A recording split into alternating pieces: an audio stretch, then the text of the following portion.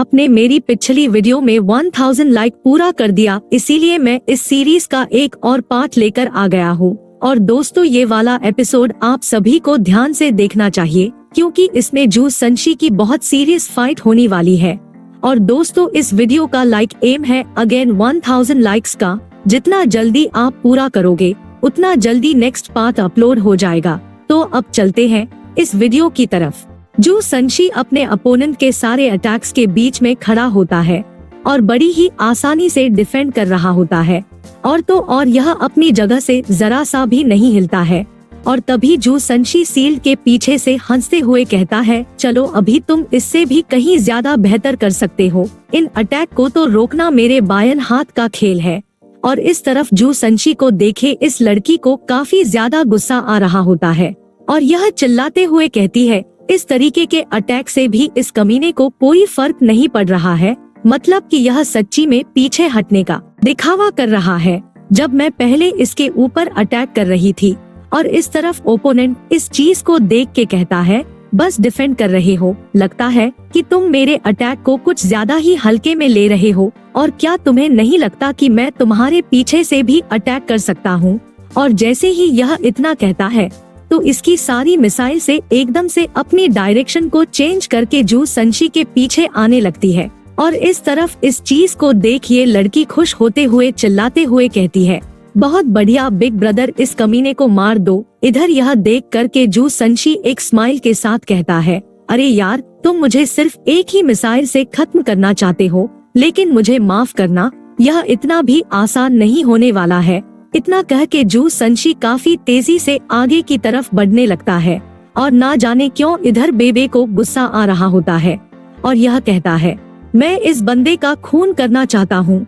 और जू संशी की इस सिचुएशन को देख के यह लड़की काफी ज्यादा खुश हो जाती है और यह कहती है, क्या तुम्हें सच में लगता है कि तुम इस तरीके से बच सकते हो? अब तो तुम मारे जाओगे जू संशी, जहाँ जहाँ तुम जाओगे वहाँ यह मिजेलस आएंगे। और इस तरफ इस सीन को देखकर हुआ युहाओं के भी पसीने छूट जाते हैं और यह मन में कहता है, अगर इस तरीके से चलता रहा तो काफी जल्दी सीनियर ब्रदर जू संशी के ऊपर चारों तरफ से अटैक होगा।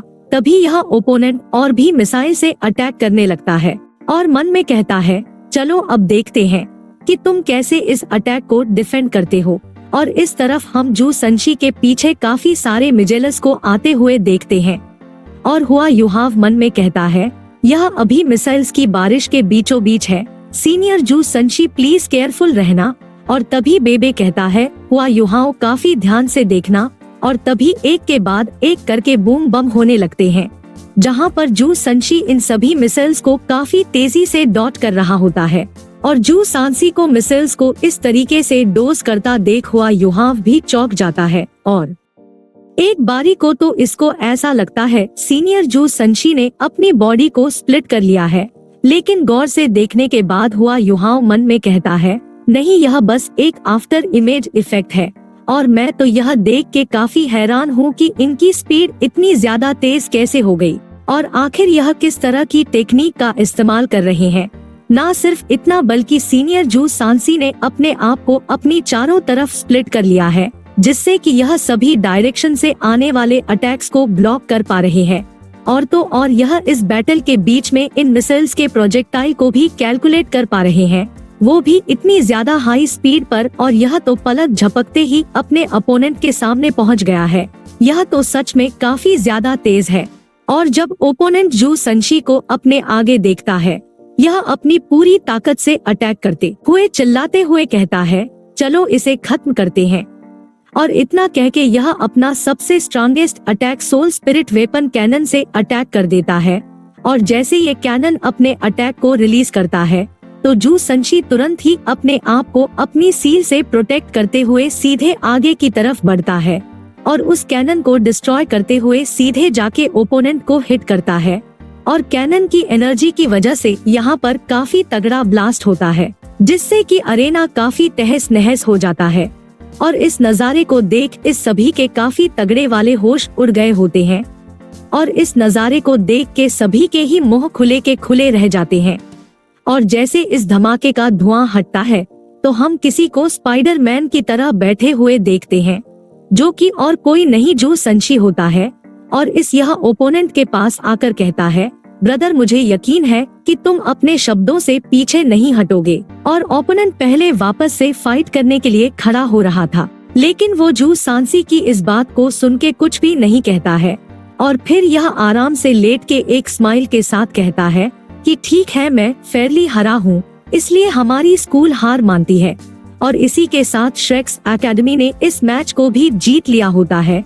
इधर इस चीज को देख के हुआ युहाव खुश होते हुए कहता है, सीनियर जू संशी आप तो काफी अमेजिंग है, और सच में काफी कूल भी, और मैंने सच में बिल्कुल भी नहीं सोचा था कि सीनियर जू संशी इतने ज्यादा स्ट्रांग होंगे, और जब ये लौट कर आएंगे तब हम इनसे कुछ डिफेंसिव मूव को सीखेंगे। और फिर जू संशी अपनी पागलों जैसी हरकतें करते हुए कहता है, यह इतना ज्यादा कूल नहीं था।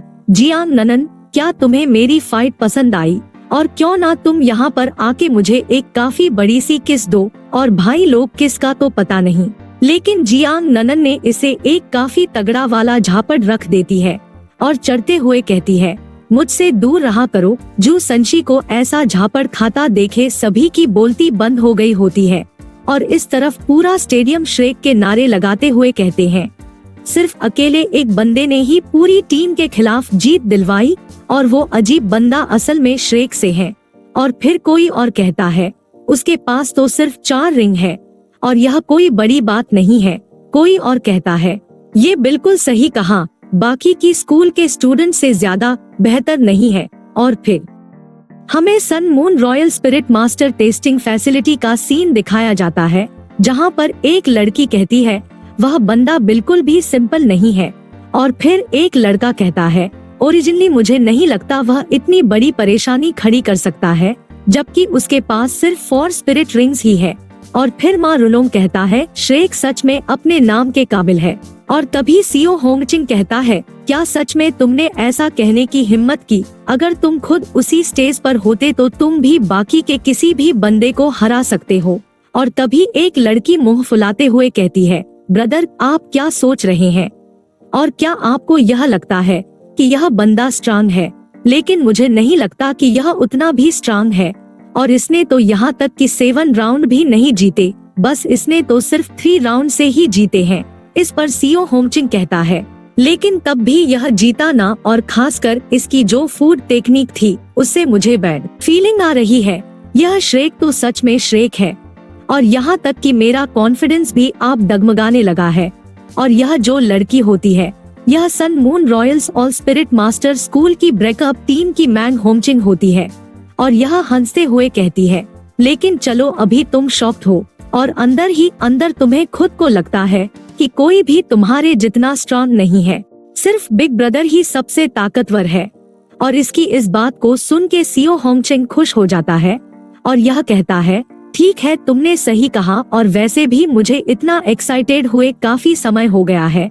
और सीओ होंगचिंग जू संशी के बारे में सोचते हुए कहता है, कुछ भी हो वो बंदा सच्ची में काफी इंटरेस्टिंग है, और उसने कुछ भी नहीं किया सिवाय डिफेंड करने के, लेकिन तब भी वह जीता, और वह काफी अच्छी तरीके से डिफेंस के मामले में शिखर पर पहुंच सकता है, और वो हमारा काफी स्ट्रांग अपोनेंट होने वाला है। और तो और इसी की टीम में वो बच्चा भी है जिसने 6 fake 1 lakh year spirit rings बनाई थी। अब मैं सच में इनसे फाइट करना चाहता हूँ। और इसी के साथ आज ये पार्ट खत्म होता है। तो दोस्तों अगला पार्ट कल ही देखने के लिए इस वीडियो में जल्दी से 1000 लाइक्स करवा दीजिएगा। तब तक के लिए बाय बाय, टेक केयर।